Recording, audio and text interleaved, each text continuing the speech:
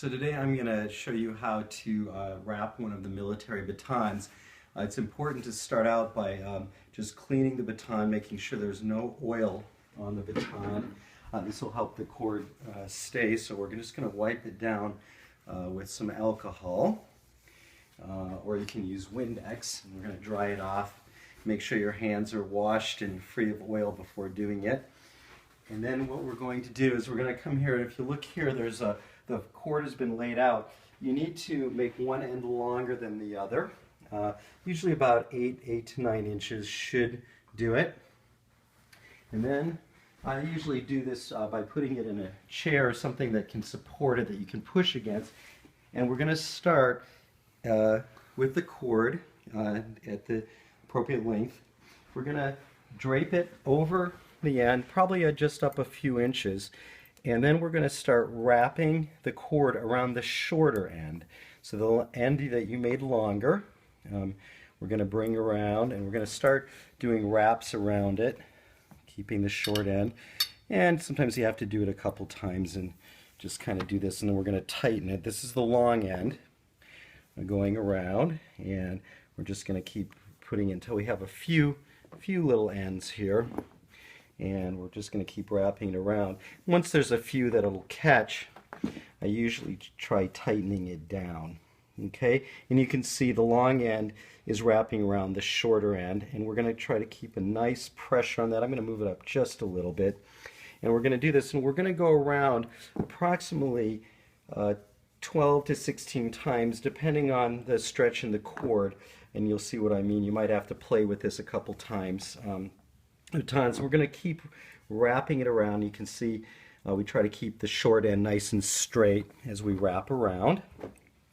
We're going to put a few more until we get it around, and you can see I'm keeping it nice and straight and kind of pulling it tight as I go around, as tight as possible, so that it doesn't slip. And we've got a few more to go. You'll see why I need the things. Then we're going to make sure it's nice and tight. Now, what I usually do, we've got probably about 14 or so there. When I get to the very last one, I'm going to actually kind of loop it around like that, and that'll be the X. And actually what I like to do is what I call locking. When I'm going to go back on that, is take the one that you've been wrapping all the way around and kind of, instead of wrapping it over, wrap it under. And what this does, it'll sort of lock it in. Okay, so you can see it's kind of like forming the first X.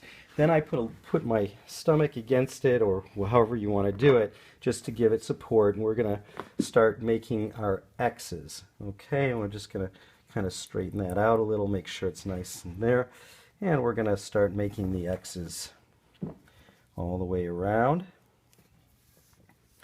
And of course, each couple times, take it and pull as tight as possible. Put your thumb over the X while you get ready for the next one, and we're just keep going over and under to make the X's. Alright, I hope we're not going to run out of film on this. I guess we can get a little faster now, and we're just going to keep forming these X's until we get to the end of the baton, and we'll stretch them out, and you can see we're getting a little bit better on this. I'm going to actually put this on the edge so you can see it a little better here, just kind of like that, and kind of keep it nice and straight, just however you have to do it. And we're just going to keep forming the X's until we get to the end of the baton. Gets it. Ooh. And of course, we got a rolling chair here. And we keep going all the way down. Whoops, kind of mix that one up.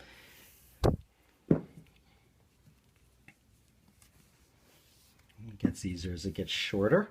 We're heading towards the end.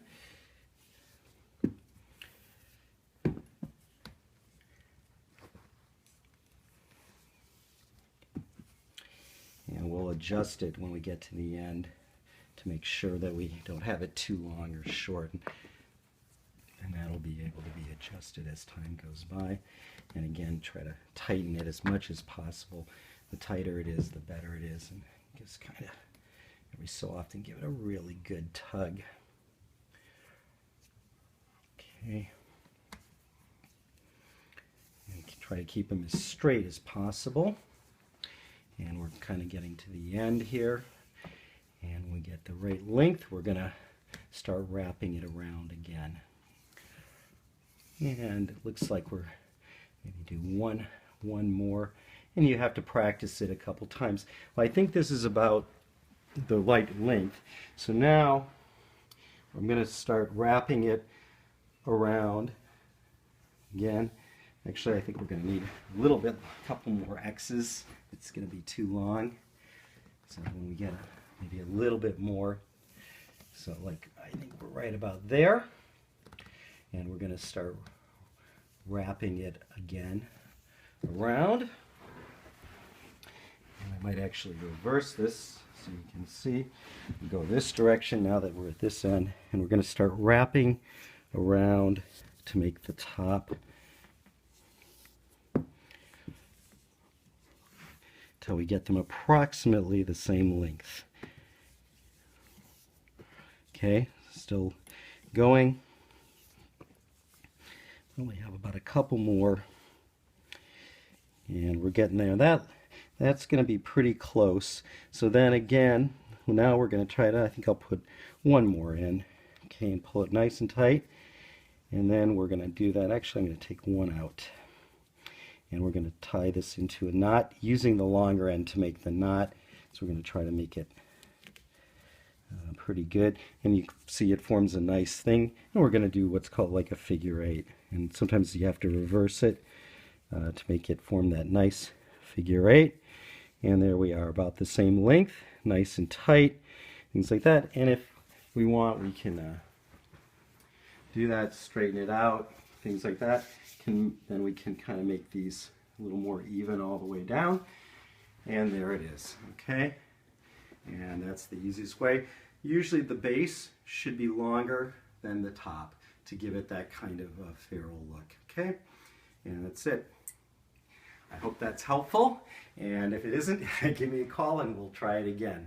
All right, and that's how we tie the cord. Thank you.